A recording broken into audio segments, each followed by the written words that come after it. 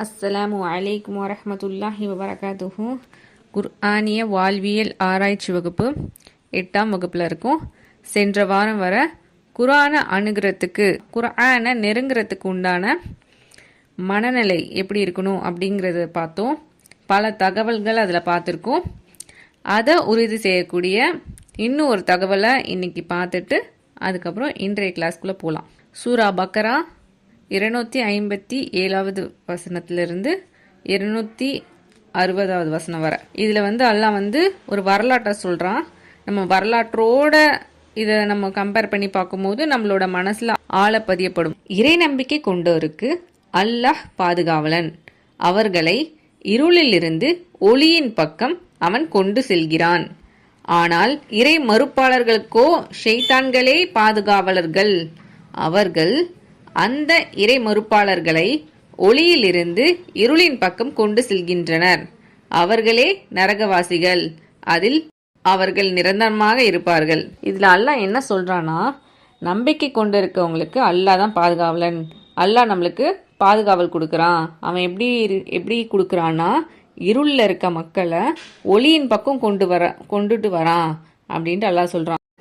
சத்தியத்தின் பால் கொண்டு வர்றத, அதாவது அசத்தியத்திலிருந்து சத்தியத்தின் பால் கொண்டு வர்றத அல்லாஹ் சொல்றான். ஆனா இறை மறுப்பாளர்கள் இருக்காங்கல்ல, அவங்களுக்கு ஷைத்தான் தான் பாதுகாவலர்கள். அவங்க ஒளியில் இருந்து இருளுக்கு இறை மறுப்பாளர்களை கொண்டு செல்றதா அல்லாஹ் சொல்றான். அவங்க தான் நரகவாசிகள். அதில் அவங்க எப்பவுமே இருப்பாங்க, என்றென்றும் நிரந்தரமாக இருப்பார்கள். இந்த வசனத்தை சொல்லிட்டு அல்லாஹ் என்ன சொல்றான், இன்னும் ஒரு 3 எடுத்துக்காட்டு, வரலாற்று நிகழ்வுகளை நடந்த 3 எடுத்துக்காட்டு அல்லாஹ் நம்மளுக்கு காட்டுறான். எப்படிப்பட்டவங்க அப்படின்னா, அல்லாஹ் எப்படி இருளிலிருந்து ஒளியின் பக்கம் கொண்டு வரான் அப்படிங்கிறதையும், இறை மறுப்பாளர்கள் ஒளியிலிருந்து இருளின் பக்கம் எப்படி ஷைத்தான் அந்த தீய சக்தி இழுத்துட்டு போகுது, கொண்டு செல்றது அப்படிங்கிறத அல்லாஹ் இந்த 3 நிகழ்வுலையும் அல்லாஹ் நம்மளுக்கு விளக்குறான். முதல்ல அல்லாஹ் தனக்கு ஆட்சி அதிகாரத்தை வழங்கியதின் காரணமாக இப்ராஹிமிடம் அவனது இறைவனை பற்றி தர்க்கம் செய்தவனை நீர் அறியவில்லையா? எனது இறைவனே உயிர்ப்பிக்கிறான், மரணிக்கவும் வைக்கிறான் என்று இப்ராஹிம் கூறிய போது, நானும் உயிர் கொடுக்கிறேன், மரணிக்கவும் வைக்கிறேன் என்று அவன் கூறினான். அதற்கு இப்ராஹிம், அவ்வாறாயின் அல்லாஹ் சூரியனை கிழக்கிலிருந்து உதிக்க செய்கிறான், நீ அதை மேற்கிலிருந்து உதிக்கச் செய் என்று கூறினார். அப்பொழுது அந்த இறை மறுப்பாளன் வாயடைத்து போனான். அந்நியாயக்கார கூட்டத்திற்கு அல்லாஹ் நேர்வழி காட்ட மாட்டான். இதில் எப்படி இந்த ஒரு ஒளியிலேருந்து இருளுக்கு ஷைத்தான் கொண்டு போகிறான் அப்படிங்கிறத நம்ம இதில் பார்க்கலாம்.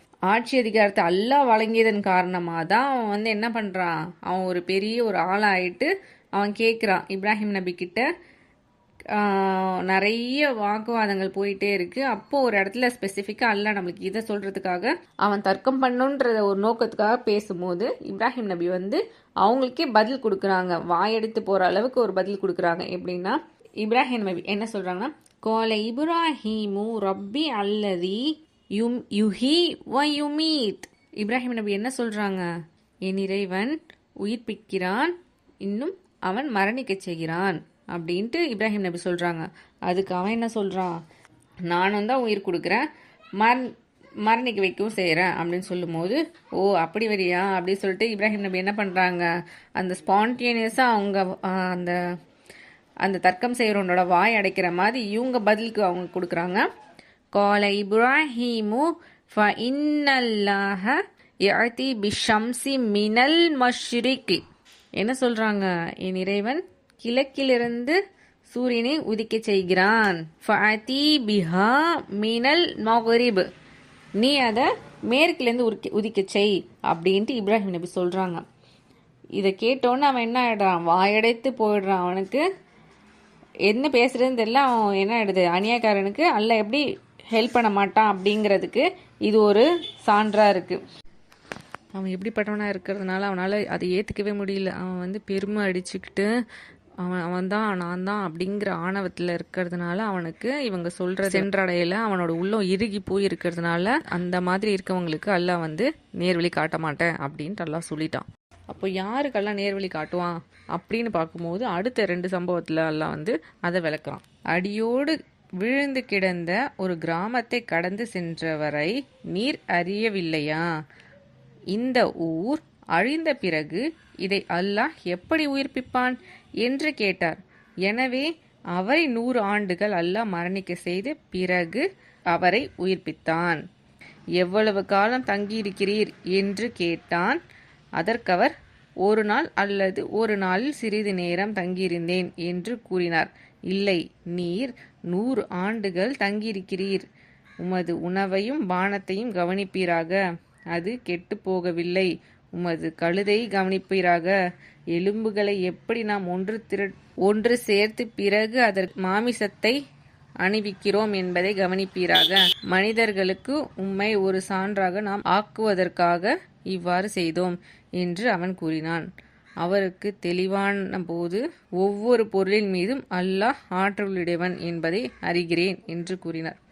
இது கேள்வி வந்து எப்படி அல்லாஹ் உயிர்ப்பிக்கிறான் அப்படிங்கிறது அந்த காஃபிர்கள் கேட்கக்கூடிய கேள்விதான். மரணிச்சப்பறம் எப்படி அல்லாஹ் வந்து உயிர்ப்பிப்பான் அப்படிங்கிறது. ஆனால் அவர் வந்து அதை வந்து ஒரு ஆணவமா அப்படி கேட்கல, எப்படி அல்லாஹ் உயிர்ப்பிப்பான் அப்படின்னு அவர் சிந்திக்கிறாரு. உடனே அவரையே வந்து அல்லாஹ் வந்து சான்றாக்குறதுக்காக என்ன பண்ணிடுறான், 100 வருஷம் அவங்கள மரணிக்க செய்து பிறகு அவருக்கு உயிர் கொடுத்துட்டு அவர்கிட்ட கேட்குறாங்க, எவ்வளோ நாள் நீங்கள் தங்கியிருந்திருப்பீங்க அப்படின்ட்டு. அவர் என்ன சொல்கிறாரு, 1 நாளோ அல்லது 1 நாளில் சிறிது நேரம் தங்கியிருப்பேன் அப்படிங்கிறாரு. இல்லை நீங்கள் எவ்வளோ நாள் தங்கியிருக்கீங்க, 100 ஆண்டுகள் தங்கியிருக்கிறீங்க. உங்களோட உணவும் கொண்டு வந்த பானத்தையும் பாருங்கள், அது எப்படி இருக்குது, கெட்டு போகாமல் இருக்குது. ஆனால் கழுதை வந்து இறந்து எலும்புகள் ஆயிடுச்சு. அல்லாஹ் வந்து உணவையும் பானத்தையும் வந்து கெட்டு போகாமல் வச்சுருக்கா. ஆனால் கழுதையை வந்து கெட்டு போக வச்சுட்டு மறுபடியும் அதுக்கு உயிர் கொடுக்கறது எப்படி அப்படிங்கிறத அவங்களுக்கு காட்டுறதுக்காக எலும்புகளை ஒன்று திரட்டி அதுக்கு மாமிசத்தை அணிவிக்கிறான். இதில் ஒரு விஷயம் நான் பார்க்குறது என்னென்னா, உணவு பானம் வந்து சீக்கிரமாக கெட்டு போகக்கூடியது. அது அல்லாஹ் வந்து அதை வந்து கெட்டு போகாமல் இருக்கிறதுக்காக சாட்சியாக வச்சுட்டு உயிரோடு இருக்க கழுதைக்கு வந்து 100 வருஷம் கழித்து எப்படி அப்படிங்கிறத அவங்களுக்கு காட்டுறதுக்காக அல்லாஹ் அதை பண்ணியிருக்கான்னா, அது படிக்கும் போதே ரொம்ப மெய்சில் இருக்குது. உங்களை ஒரு சான்றாவே நான் வச்சுருக்கேன் அப்படின்ட்டு அல்லாஹ் சொன்ன உடனே அவருக்கு அது புரிஞ்சிருது. புரிஞ்ச உடனே அவர் வந்து எந்த தாமதமும் இல்லாமல் கால அன்னல்லாஹ அலா குல்லி ஷைஇன் கதீர் அப்படின்ட்டு அவர் உடனே என்ன சொல்கிறாரு, ஒவ்வொரு பொருளின் மீதும் அல்லாஹ் ஆற்றலுடையவன் என்பதை அறிகிறேன் அப்படின்ட்டு அவர் சொல்கிறாரு. அவர் அப்படியே சரணடைஞ்சிடறார் அல்லாஹ் கிட்ட. இந்த மனிதர் கேட்ட கேள்வியை தான் மக்கத்து காஃபிரும் கேட்டுட்டு இருந்தாங்க. ஆனால் அவங்க கிட்ட அல்லாஹ் பதில் கொடுத்ததுக்கும் இவர்கிட்ட பதில் கொடுத்ததுக்கும் பெரிய வித்தியாசம் இருக்குது. ஏன்னா அவங்க வந்து ஆணவமாக திமிரா அவங்களோட கேள்விகள் இருந்து எப்படி மறுபடியும் உயிர்ப்பிப்பான் அல்லாஹ் அப்படின்ட்டு. அதை வந்து அல்லாவே என்ன சொல்கிறான், முதல்ல படைக்கிறது தான் கஷ்டம், மீண்டும் அதை கொண்டு வர்றது வந்து சிரமமான காரியமே இல்லை அப்படின்ட்டு. ஆனால் இவருக்கு வந்து அப்படி கேட்டிருக்கானா அவரோட உள்ளத்துல நல்லா பார்க்குறான்ல, அவர் எந்த நோக்கத்தோடு இருக்குது, பெருமையாக கேட்குறதுக்கும் அதை தெரிஞ்சுக்கணும் அப்படின்ட்டு கேட்குறதுக்கும் வித்தியாசம் இருக்குது இல்லையா. அதை ஏற்றுக்கிற மனதோட அதை தெளிவு பெறணும் அப்படிங்கிற மனதோடு கேட்கும்போது புரிந்து கொள்ள முடியும். அவரை எல்லாம் தெரிஞ்சதுக்கப்புறம் உடனே அவர் என்ன ஆகிடுறாரு, சரணடைஞ்சிடுறாரு. அதையும் அல்லாஹ் சொல்லியிருக்கான். அடுத்ததான் அல்லாஹ் ஒரு உதாரணத்தை காட்டுறான். இப்ராஹிம் நபி அவங்கள பற்றிய நிகழ்வு இது. என் இறைவனே, இறந்தவர்களை எவ்வாறு நீ உயிர்ப்பிக்கிறாய் என்பதை எனக்கு காண்பிப்பாயாக என இப்ராஹிம் கூறிய போது, நீ நம்பவில்லையா என்று அவன் கேட்டான். அவ்வாறில்லை, எனினும் என் உள்ளம் அமைதி பெறுவதற்காகத்தான் என்று அவர் கூறினார். 4 பறவைகளை எடுத்து அவற்றை உம்மிடம் வருமாறு பழகிக் கொள்வீராக. 4 பறவைகளை எடுத்து அவற்றை உம்மிடம் வருமாறு பழகிக் கொள்வீராக. பிறகு அவற்றை துண்டு துண்டாக்கி ஒவ்வொரு மலையிலும் அவற்றிலிருந்து ஒரு பகுதியை வைப்பீராக. பிறகு அவற்றை அழைப்பீராக. அவை உம்மிடம் வேகமாக வந்து சேரும். அல்லாஹ் மிகைத்தவன் நுண்ணறிவாளன் என்பதை அறிந்து கொள்வீராக என்று இறைவன் கூறினான். இப்ராஹிம் நபிக்கும் கேட்குறாங்க, யா அல்லாஹ், நீ எப்படி வந்து இறந்தவர்களை எப்படி உயிர்ப்பிக்கிற அப்படின்ட்டு தெரிஞ்சுக்கணும் அப்படின்ட்டு ஆசைப்படுறாங்க. உடனே நல்லா கேட்குறான், என்னை நம்பலையா அப்படின்னு நல்லா கேட்குறான். இல்லை அல்லாஹ், என்னோட உள்ளம் வந்து நிம்மதி பெறுறதுக்காக தான் நான் கேட்குறேன் அப்படின்ட்டு பணிவாக சொல்கிறாங்க. அதுக்கு அல்லாஹ் வந்து சொல்கிறான், 4 பறவைகளை நீங்கள் எடுத்துக்கோங்க, அதை வந்து உங்ககிட்ட வர மாதிரி நீங்கள் பழக்கப்படுத்துங்க. அப்புறம் அதை துண்டாக்கிட்டு ஒவ்வொரு மலையிலையும் வச்சுருங்க அப்படின்னு சொன்னதுக்கப்புறம் அவற்றை நீங்கள் ஒரு இடத்துலேருந்து கூப்பிடுங்க, அது உங்களை நோக்கி வரும். இப்படி தான் அல்லாஹ் வந்து இறந்தவற்றை உயிர்ப்பிக்க வைக்கிறான் அப்படின்ட்டு அல்லாஹ் அவங்களுக்கு செய்முறையாகவே செஞ்சு காட்டுறான். நாம் எப்படி இருக்கணும்? இப்ராஹிம் நபி மாதிரியும் அதுக்கு முன்னாடி பார்த்த அந்த மனிதர் மாதிரியும் நம்மளுக்கு ஏற்படக்கூடிய சந்தேகங்கள் அல்லாஹ் கிட்ட முறையாக தாழ்மையாக கேட்கணும். அது எப்படி முடியும் அப்படின்ட்டு நம்மளோட அறிவை கொண்டோ சிந்திக்கிறத விட அல்லாஹ் சொல்கிறான் அப்படின்னும் போது அதை நம்ம எப்படி ஏற்றுக்கணும்? இப்படி தாழ பணிந்து ஏற்றுக்கும் போது தான் அல்லாஹ் வந்து நேர்வழியின் பக்கம் கொண்டு போவான். இருமாப்போடு எனக்கு தெரியாதா இது அப்படின்ட்டு நம்ம இல்லாமல், இருமாப்போடு இருக்கவங்களுக்கு குரான்லேருந்து எந்த பொக்கிஷத்தையும் எடுக்க முடியாது. இன்னும் அதை தாழ பணிய அது சொல்கிறத உள்வாங்கிறதுக்காக இறைவனிடம் அந்த மன உறுதியோட இறைவனிட சரணடையும் போது குர்ஆன்லேருந்து இன்னும் நிறைய பொக்கிஷத்தை நம்மளுக்கு திறந்து கொடுக்கும். அதிலிருந்து அதிகமான முத்துக்களையும் பவளங்களையும் நம்ம அள்ள முடியும். அந்த மாதிரி நம்ம இறங்கி போகும்போது தான் அல்லாஹ் அவனோட சான்றுகளை நம்மளுக்கு காட்டி அதன் மூலியமாக நேர்வழி பெற முடியும். இன்னும் இருமாப்போடு இருக்கிறவங்களுக்கு என்ன ஆகாது, எவ்வளோ பெரிய சான்று காட்டினாலும் அவங்களால அதை அந்த மனசு வந்து ஏற்றுக்காது. அது கண்ணுக்கு முன்னாடி உண்மை அப்படின்னு தெரிஞ்சும் கூட அவங்களோட மனசு ஏற்றுக்காது. இறுகி போய் இருக்கிறதுனால அவங்க மனசு ஏற்றுக்கிறதே கிடையாது. நம்ம அந்த மாதிரிலாம் இல்லாமல் நம்ம போகும்போதே சிந்திக்கும் போதே என்ன ஆகணும், இது எப்படி அப்படிங்கிறத வந்து நம்ம சிந்திச்சு எப்படி அவனோட வல்லமையை நம்ம நினைக்கணுமே தவிர இது எப்படி இது என்னோட அறிவு கெட்டலையே அப்படின்ட்டு நம்ம வந்து நினைக்கக்கூடாது. இது எல்லாத்துக்குமே ரொம்ப முக்கியமானது நம்மளோட மனசு தான். அந்த மன உணர்வை வந்து நம்ம அந்த மனசை வந்து அந்த பக்குவத்துக்கு கொண்டு வரணும். அந்த மனதோட இலகுவான மனதோட நம்ம இந்த குர்ஆனை அணுகும்போது அல்லாஹ் நம்மளுக்கு சான்றுகளை விளக்கி தருவான். இன்னும் அது நம்ம உள் மனசை தொடும்போது நம்மளோட மனசை அது வந்து அப்படியே உழுக்கிற மாதிரியான சம்பவமாக இருக்கும். உடனே நாமளும் அந்த அடியார் நல்லடியார் சொன்னார் இல்லையா, அனைத்து பொருட்கள் மீதும் அல்லாஹ் ஆற்றலுடையவன் அப்படின்ட்டு நம்மளும் அந்த உணர்ச்சியோடு சொல்கிறவர்களாக இருக்கணும் இன்ஷா அல்லாஹ். அந்த மாதிரி இருக்கிறதுக்கு நம்மளோட மனசை நம்ம அதுக்கு பக்குவப்படுத்தணும், இலகுவாக்கணும். இது வரைக்கும் குர்ஆன் அணுகிறதுக்கான சில தகுதிகளை பார்த்தோம். குர்ஆனே டைரெக்டாக சொல்லுது, இந்த குவாலிட்டிகளோடு இருந்தால் தான் உள்ளே வரலாம், இந்த குவாலிட்டிகளோடு இருந்தால் கண்டிப்பாக உள்ளே வரவே முடியாதுன்ட்டு. அப்படி என்ன அந்த குவாலிட்டிஸ் அப்படின்ட்டு பார்க்கலாம். எந்த குவாலிட்டி இருந்தால் இந்த குர்ஆனுக்குள்ளே நம்மளால் நுழையவே முடியாது அப்படின்ட்டு. முதல்ல ஃபாத்திஹாவை ஸ்டார்ட் பண்ணி அதுக்கடுத்து பக்கராவில் நுழையும் போது உள்ளே நுழையும் போதே அந்த கண்டிஷனாக இதை நீங்கள் இப்படி தான் அணுகணும் அப்படின்ட்டு சொல்லிடுறான். குர்ஆனில் ஃபஸ்ட்டு சூரா ஃபாத்திஹாவில் அல்லாஹ் கிட்ட நம்ம என்ன கேட்குறோம், எங்களை நேரான வழியில் நடத்துவாயாக அப்படின்ட்டு அல்லாட்ட அந்த நேரான வழியை நம்ம கேட்குறோம். இன்னும் அடுத்து அது எப்படிப்பட்டது நம்ம கேட்குறோம், நீ யாருக்கு அருள் புரிந்தாயோ அவர்களின் வழியாக இருக்கணும். அது அவர்கள் உன்னால் கோபப்படாதவர்கள், இன்னும் அவர்கள் வழி தவறி செல்லாதவர்கள், பாதி மாறி செல்லாதவர்கள் அப்படின்ட்டு அல்லாஹ் கிட்ட அப்படி கேட்குறோமா. அடுத்த அத்தியாயத்தில் அல்லாஹ் எப்படி சொல்கிறான், அதுக்கு பதில் சொல்கிற மாதிரி சொல்கிறான் பாருங்க. இது வேதம், இதில் எந்த சந்தேகமும் இல்லை, இறையச்ச முடியோருக்கு இது நேர்வழி காட்டும் அப்படின்ட்டு அல்லாஹ் அடுத்த அத்தியாயத்தில் சொல்லும்போது இதில் ஒரு கேள்வி வருது. இது வேதம், இதில் எந்த சந்தேகமும் இல்லை, இறையச்ச முடியோருக்கு இது நேர் வழி காட்டும் அப்படின்ட்டு. யாருக்கெல்லாம் நான் எல்லாம் பயப்படுறேன் அப்படிங்கிற பல பேரும் இதை ஓதுறாங்க, அதை ஃபுல்லாக மனநம் விடுறாங்க, அதை என்ன பண்ணுறாங்க, இன்னும் நிறைய பேர் எடுத்துரைக்கிறாங்க. அவங்க எல்லாருக்கும் இது நேர்வழி காட்டிடுச்சான்னா கண்டிப்பாக கிடையாது. எப்படிப்பட்டவங்களாக இருக்கணும் அவங்க? இந்த குர்ஆன் சொல்கிறத முழுசாக உள்வாங்கக்கூடிய மனநிலையோடு இருக்கிற அவங்களுக்கு தான் இந்த குர்ஆன் வந்து வழிகாட்டும். இதை முத்தகீன்களால் மட்டுமே ஏற்றுக்கொள்ள முடியும், மற்றவர்களுக்கு இது நேர்வழி காட்டாது அப்படிங்கிறது தான் இது. அப்போது முத்தகீன்னா யார் அப்படின்னா அந்த கேள்வியை எப்படி எதிர்கொள்கிறது? அதுக்கு அடுத்த வசனமே இதுக்கு பதில் சொல்லுது. அவர்கள் எப்படிப்பட்டவர்கள், யாருக்கு அது எந்த இறையச்ச முறைக்கு இது வழிகாட்டும்னா, அவர்கள் மறைவானவற்றை நம்புவார்கள், தொழுகை நிலைநாட்டுவார்கள், அவர்களுக்கு நாம் வழங்கியதில் அவர்கள் செலவு செய்வாங்க அப்படின்ட்டு அல்லாஹ் சொல்கிறான். இது வந்து முத்தகீன்களுக்கு வழிகாட்டும்.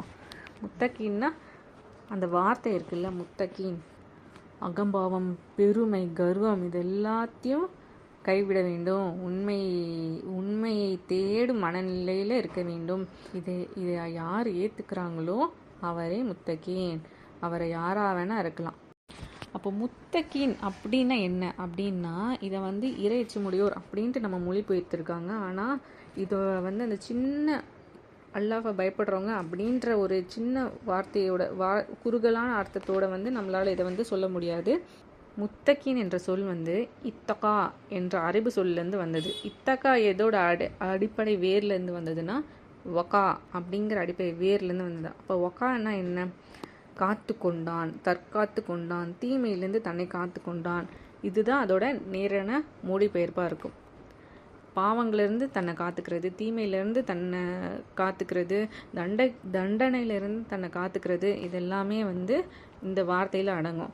இதுக்கு வெறும் பயப்படுறது அப்படிங்கிறது வந்து அது மட்டும் போதாது.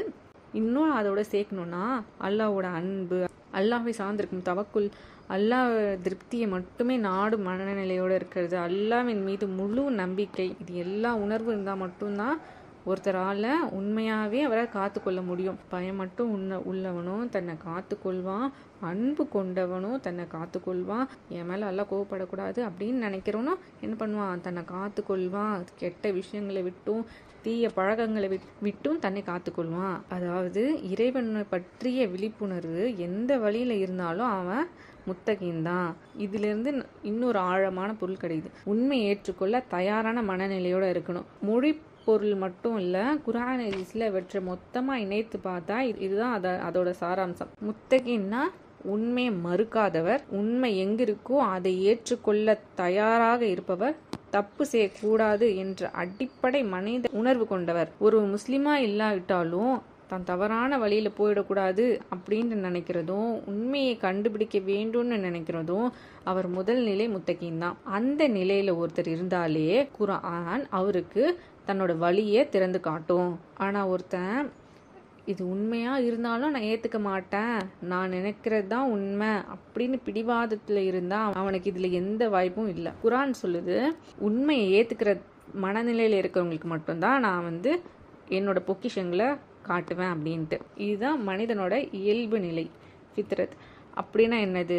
அல்லாஹ் மனுஷனை அந்த இயல்போடு தான் படைச்சிருக்கான். பொய் சொல்லக்கூடாது, வாக்குறுதி மீறக்கூடாது, ஒரு உச்ச சக்தி இருக்குது அப்படிங்கிற அந்த உணர்வை உள்ள வச்சு தான் மனுஷனை அல்லாஹ் ஏற்கனவே படைச்சிருக்கானே. குர்ஆனில் எதுவும் புதுசாக ஒன்றும் இல்லை, உள்ளத்தில் இருக்க உண்மையை வெளிப்படுத்துது, அவ்வளோதான். குர்ஆனை அப்போ தான் நம்ம வாழ்வியலாக கொள்கிறோம். அதுதான் இயல்பு நிலை சிதைக்காமல் யார் இருக்காங்களோ உண்மை வந்த உடனே அவர்கள் அதை ஏற்றுக்குவாங்க. ஆனால் யார் பொய்யான தர்க்கங்களையும் தவறான கோட்பாட்டுகளையும் கடவுள் இல்லை போன்ற வாதங்களையும் வைக்கிறாங்க இல்லையா, இயல்பு நிலையை அவங்க என்ன பண்ணுறாங்க, சிதைத்து கொண்டவங்க, அவங்களுக்கு நேர்வழியே கிடையாது. இன்னும் இதில் வந்து இன்னொரு கேள்வி என்னென்னா, இப்போ இந்த இரண்டாவது கேள்விக்கு நம்மளுக்கு பதில் கிடைச்சிச்சு. அடுத்து மூணாவது நிலைக்கு போகிறோம். முத்தகீன்களுக்கு வழிகாட்டுதல்னா மேலோட்டமான தகவல் இல்லை, இதுதான் வாழ்வியலை மாற்றும் வழிகாட்டுதல். அந்த உயர்ந்த வழிகாட்டுதலை பெற நாம் உயர்ந்த நிலை முத்தகீனாக மாற வேண்டும். அல்லாவின் பயம், அல்லாவின் மீதான அன்பு, தவக்குல், திருப்தியை நாடும் ஆர்வம், அதை அனைத்தும் சேர்ந்த மனநிலை தான் ஒரு உண்மையான முத்தகீன் உருவாகிறான். அந்த மனநிலை செயலாக வெளிப்படும். அதை தான் அடுத்த வசனம் தெளிவாக சொல்லுது. அவர்கள் மறைவானவற்றை நம்புவார்கள், தொழுகை நிலைநாட்டுவார்கள், அவர்களுக்கு நாம் வழங்கியதில் அவர்கள் செலவு செய்வாங்க. ஈமான் தக்குவாவோடு பிணைக்கப்பட்டுள்ளது. நம்மளுக்கு வழங்கப்பட்டிருக்க அனைத்து வழிபாடுகளும் தக்குவாவோடு பிணைக்கப்பட்டிருக்கு. தீமையிலிருந்து நாம் காத்துக்கொள்வதும் தக்குவாவோடு தான் தொடர்புடையது. எந்த செயல்கள், அமல்கள், சிந்தனைகள், நம்பிக்கைகள் தக்குவாவாக தான் குர்ஆன் சொல்லி கொடுக்குதோ அந்த எல்லா குணங்களாகவும் நாம் உருவாகி வர வேண்டும். நான் குர்ஆன்லேருந்து நேர்வழி பெறணும்னா அது முத்தக்கீன் என்ற நிலைக்கு நான் என்ன பண்ணணும்? என்னை முழுமையாக தயார் பண்ணணும். என் முழுமையான பண்புகளை எனக்குள்ளே நான் அதை மாற்றிக்கணும். இன்னும் கொஞ்சம் குர்ஆன் வசனங்கள் தக்குவாவோட ஈமான் தக்குவாவோட பிணைக்கப்பட்டிருக்கு அப்படிங்கிறத பற்றி கொஞ்சம் பார்க்கலாம். சூரா மாஇதால 57வது வசனத்தில் அல்லாஹ் சொல்கிறான். அந்த வசனத்தோட கடைசியில் அல்லாஹ் சொல்கிறான், நீங்கள் இறை நம்பிக்கையாளராக இருந்தால் அல்லாஹ்வை அஞ்சு கொள்ளுங்கள் அப்படின்ட்டு அல்லாஹ் அந்த வசனத்தை முடிக்கான். இதுலேருந்து தெளிவாக தெரியுது ஈமான் தக்குவாவும் பிரிக்கவே முடியாது அப்படின்ட்டு. தக்குவா இல்லாத ஈமான் குறைந்தபட்ச நிலையாக தான் இருக்கும். ஆனால் நீ மோமினா இருந்தால் இப்படி செய் அப்படின்ற செயல்பாடு மூலம் சொல்லப்படுது. அண்டை வீட்டாருக்கு நல்ல உபகாரம் செய், விருந்தினரை மதிக்கிறது, நல்ல வார்த்தை பேசுறது, இது எல்லாமே ஈமானோட தரத்தை உயர்த்துது. அது போலவே உயர்ந்த மூமினாக வேண்டும்னா தக்குவாவோட கூடிய ஈமான் இருக்க வேண்டும். அல்லாஹ்வின் நேசர்கள் எப்படி இருப்பாங்க அப்படின்றத அல்லாஹ் சொல்கிறான். அது சூரா யூனுஸ்ல 62-63வது வசனத்தில் அல்லாஹ் சொல்கிறான், அறிந்து கொள்ளுங்கள், அல்லாஹ்வின் நேசர்களுக்கு எந்த அச்சமும் இல்லை, அவர்கள் கவலைப்பட மாட்டார்கள், அவர்கள் இறை நம்பிக்கை கொண்டு இறையச்சமுடையவராகவும் இருப்பார்கள் அப்படின்ட்டு அல்லாஹ் இந்த இதில் சொல்கிறான். ஈமானின் ஒரு உயர்ந்த நிலை இருக்குது. அதற்கு பின் வரும்லாம் அடுத்தடுத்த நிலை தக்குவா. நம்ம செயலில் வெளிப்படுற தக்குவாக்கு இந்த வசனத்தில் பார்க்கலாம். சூரா பக்கரால 117வது வசனம், 177வது வசனம். சூரா பக்கரால 177வது வசனம். கிழக்கு நோக்கியோ மேற்கு நோக்கியோ உங்கள் முகங்களை திருப்புவதில் மட்டும் நன்மை இல்லை, மாறாக அல்லாஹ்வையும் மறுமை நாளையும் வானவர்களையும் வேதங்களையும் நபிமார்களையும் நம்பிக்கை கொண்டு அவன் மீதுள்ள அன்பின் காரணமாக உறவினர்களுக்கும் அனாதைகளுக்கும் ஏழைகளுக்கும் வழிப்போக்கர்களுக்கும் யாசிப்பவர்களுக்கும் அடிமைகளை விடுதலை செய்வதற்கும் செல்வத்தை வழங்கி தொழுகையை நிலைநிறுத்தி ஜக்காத்தை கொடுத்து வாக்களித்தால் தமக்கு வாக்கை நிறைவேற்றுபவர்களும் கடும் வறுமையிலும் நோயிலும் போர்க்காலங்களிலும் பொறுமையை மேற்கொள்வோருமே நன்மை செய்வோர் ஆவார். அவர்களே உண்மையாளர்கள், மேலும் அவர்களே இறையச்சமுடையோர். அல்லாஹ் பெரிய ஒரு லிஸ்ட்டையே போட்டு சொல்கிறான். வெறுமனே கிழக்குக்கும் மேற்குக்கும் மட்டும் நம்ம முகங்களை திருப்புறதுனால எந்த நன்மையும் இல்லை. மாறா நீங்கள் ஈமான் கொள்றதை பற்றி சொல்கிறான். அல்லாஹ்வை நம்பணும், மறுமை நாளை நம்பணும், வானவர்களை நம்பணும், வேதங்களை நம்பணும், நபிமார்களை நம்பணும். அப்புறம் அல்லாஹ்வின் மீது உள்ள அன்பின் காரணமாக, அல்லாஹ் மீது இருக்க அன்பு காரணமாக என்ன செய்வாங்க அவங்க? அந்த உண்மையாளர்கள் நல்லவர்கள் என்ன செய்வாங்கன்னா, உறவினர்களுக்கும் அனாதைகளுக்கும் ஏழைகளுக்கும் வழிப்போக்கர்களுக்கும் யாசிப்பவர்களுக்கும் அடிமைகளை விடுதலை செய்வோருக்கும் செல்வத்தை வழங்குவாங்க. இவங்களுக்கெல்லாம் அல்லாஹ் நம்மளுக்கு கொடுத்த செல்வத்தை அவங்களுக்கு வழங்குவாங்க. அடுத்து தொழுகை நிலை நிறுத்துவாங்க, ஜக்காத்து கொடுப்பாங்க, வாக்களித்தால் தமது வாக்கை நிறைவேற்றுவார்கள், கடும் வறுமையிலும் நோயிலும் போர்க்காலங்களிலும் பொறுமையை மேற்கொள்வாங்க. பொறுமையை மேற்கொள்வோருமே நன்மை செய்வோர் ஆவார். அவர்களே உண்மையாளர்கள், மேலும் அவர்களே இறையச்சமுடையவர் யாருங்கிறத அல்லாஹ் இவ்வளோ பெரிய லிஸ்ட்டு போட்டு சொல்லிட்டான் நம்மளுக்கு. இவங்க தான் முத்தகீன்கள், இறையச்சமுடையோர். அதாவது முத்தகீன் என்பவருக்கு வாக்கு கொடுத்தா அதை காப்பாற்றணும், பொறுமையோடு போராடுவதும் சமூக பொறுப்பு உள்ளவனாக இருக்கணும். அப்புறம் இபாதத்தும் தக்குவாவும். சூரா மாயிதால 27வது வசனத்தில் ஆதமுடைய 2 மகன்களின் உண்மை செய்தியை அவர்களுக்கு எடுத்துரைப்பராக. அவ்விருவரும் இறை நெருக்கத்துக்குரிய ஓர் வணக்கத்தை செய்த போது அவர்களில் ஒருவரிடமிருந்து அது ஏற்றுக்கொள்ளப்பட்டது, மற்றொருவரிடமிருந்து ஏற்றுக்கொள்ளப்படவில்லை. அவன் நான் உன்னை கொல்வேன் என்று கூறினான். அல்லாஹ் ஏற்றுக்கொள்வதெல்லாம் இறையச்சமுடையிருந்துதான். என்று முதலானவன் கூறினான். ஒருத்தர் இபாதத்து செஞ்சால் அது தானாக ஏற்றுக்கொள்ளப்படாது. யார் தக்குவாவோடு அந்த இபாதத்தை செய்கிறாங்களோ அவங்களோட இபாதத்தை தான் அல்லாஹ் ஏற்றுக்குவான்.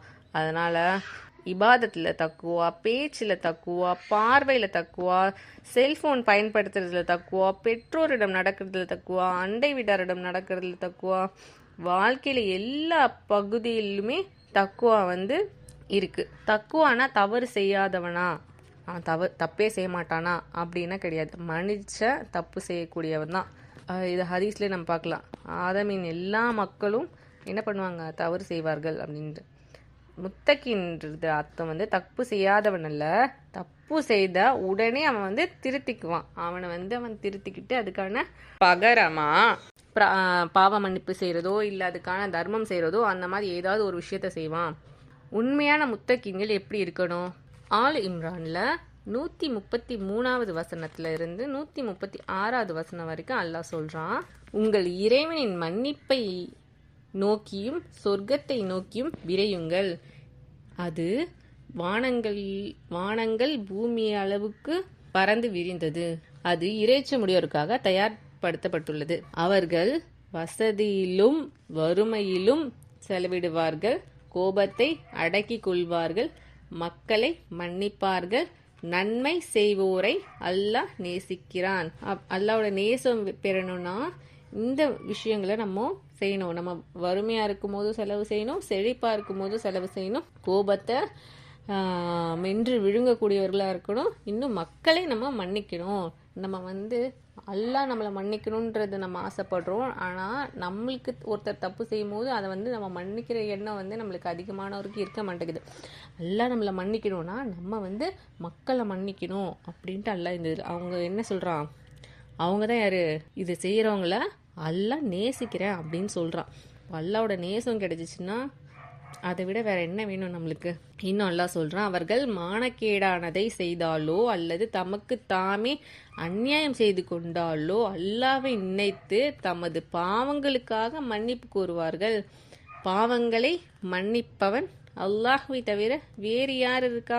அவர்கள் தெரிந்து கொண்டே தாங்கள் செய்தவற்றில் நிலைத்திருக்க மாட்டார்கள். அவங்க தெரிஞ்சுட்டே அந்த தப்புலேயே நிலைச்சிருக்க மாட்டாங்க. அவங்களுக்கு தப்புன்னு அது தோணும் போது உடனே அவங்க என்ன பண்ணுவாங்க, அல்லாஹ் கிட்ட பாவ மன்னிப்பு கேட்பாங்க அப்படின்ட்டு அல்லாஹ் இந்த இதில் சொல்கிறோம். இந்த வசனங்கள்லேருந்து நம்ம என்ன பார்க்குறோன்னா, பெரிய பாவம் செய்தாலோ தாங்களுக்கு தாங்களே அநியாயம் செஞ்சு கொண்டாலோ உடனே அவங்க என்ன பண்ணுவாங்க, அல்லாஹ்வை நினைவு கூர்ந்து பாவ மன்னிப்பு தேடுவாங்க, பிடிவாதமாக நிலைத்திருக்க மாட்டாங்க அப்படிங்கிறது. இதுதான் முத்தகினோட அடையாளம். நமக்கு அடுத்த முக்கியமான இலக்கு குர்ஆன் தக்வா பற்றி கற்றுத்தரும் அனைத்து பண்புகளும் நம்முடைய செயல்களில் வெளிப்பட வேண்டும். செயல்கள் உள்ளத்தை மேம்படுத்த வேண்டும், உள்ளம் செயல்களை மேம்படுத்த வேண்டும். இதற்காக ஒரு பயிற்சி, ஒரு ட்ரைனிங் தேவை. தினசரி சுய பரிசோதனை நம்ம செஞ்சுக்கணும். வாரந்தோறும் மதிப்பிடுறது, நம்மளே சுய பரிசோதனை செஞ்சு அப்போதான் நம்ம என்ன செய்கிறோம் அப்படிங்கிறதே நம்மளுக்கு தெரியும். இன்னும் அதுலேருந்து நம்ம இம்ப்ரூவ் பண்ணிக்கவும் நம்மளுக்கு அதில் வசதியாக இருக்கும். நம்ம எவ்வளோ அளவிடுறோமோ அதுதான் நம்மளோட வளர்ச்சி, அதுதான் நம்மளால் வளர்த்துக்க முடியும். இது உலக விதி தான். பிஸ்னஸ், கல்வி, உடல் பயிற்சி எல்லாத்துலேயுமே இது இருக்கும். நம்ம தக்குவாவையும் அளவிட வேண்டும். குர்ஆன் மற்றும் ஹதீஸ் அடிப்படையில் சுய பரிசோதனை செஞ்சு தினமும் நம்மை நாமே மேம்படுத்த வேண்டும். அப்படி செய்தால்தான் ஒரு நிலையிலிருந்து அடுத்த நிலைக்கு செல்ல முடியும். சாதாரண முஸ்லீம்லேருந்து முத்தகீனான முஅ்மினாக முடியும். தக்குவாவை அளவிடும் குர்ஆன் பகுதி 59வது அத்தியாயமான சூரா ஹஷ்ரில் 18லேருந்து 24 வரைக்கும் நம்ம பார்க்கலாம். தக்குவானா என்ன, அது எப்படி உருவாகுது, அது எப்படி மேம்படுத்துறது, எல்லாமே தொகுப்பாக வருது. இது வரைக்கும் சிதறிய தகவல்களை பார்த்து இப்போ எல்லாத்தையுமே ஒரே இடத்துல இணைக்கப்பட்டிருக்கு. இந்த வசனங்கள் மிக நிதானமாகவும் கவனமாகவும் வாசிக்கணும். இதில் சுமார் 17 இறைவனோட பண்புகளை தொகுப்பாக சொல்லப்பட்டிருக்கு. இப்போ ஒரு வசனத்துக்கும் இன்னொரு வசனத்துக்கும் உள்ள தொடர்பு அது நம்மளுக்கு அதுவே கொஞ்சம் இதுவாகவே இருக்கும் இல்லையா? இது வசனம் என்ன புரியாமல் இருக்கே அப்படின்ற மாதிரி தோணும். ஆனால் இந்த 18லேருந்து 24 வரைக்கும் நம்ம படிப்போம் இன்ஷா அல்லாஹ். இறைநம்பிக்கை கொண்டோரே, அல்லாஹ்வை அஞ்சிக் கொள்ளுங்கள். ஒவ்வொருவரும் நாளைய மறுமைக்காக தாம் எதை முற்படுத்தியுள்ளோம் என்பதை எண்ணி பார்க்கட்டும். அல்லாஹ்வை அஞ்சிக் கொள்ளுங்கள், நீங்கள் செய்வதை அல்லாஹ் நன்கறிந்தவன். அல்லாஹ்வை மறந்தோரை போன்று நீங்கள் ஆகிவிடாதீர்கள். அவர்கள் தம்மையே மறந்துவிடும்படி செய்துவிட்டான். அவர்களே பாவிகள். நரகவாசிகளும் சொர்க்கவாசிகளும் சமமாக மாட்டார்கள். சொர்க்கவாசிகளே வெற்றியாளர்கள். நபியே, இந்த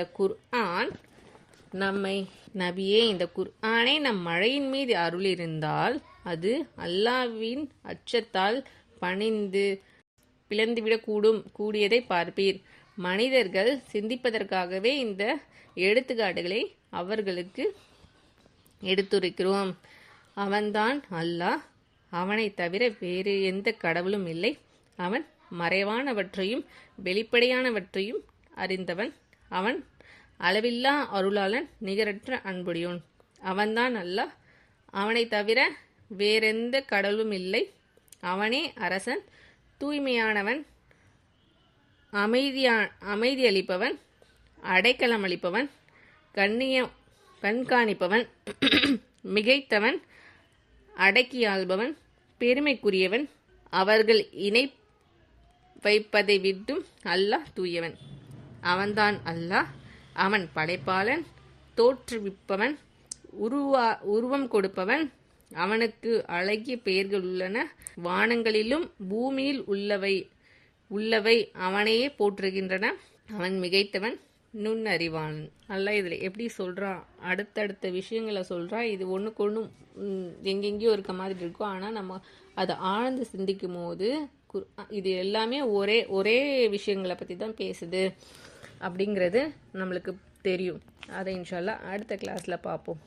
அஸ்ஸலாமு அலைக்கும் வரஹ்மத்துல்லாஹி வபரகாத்துஹு.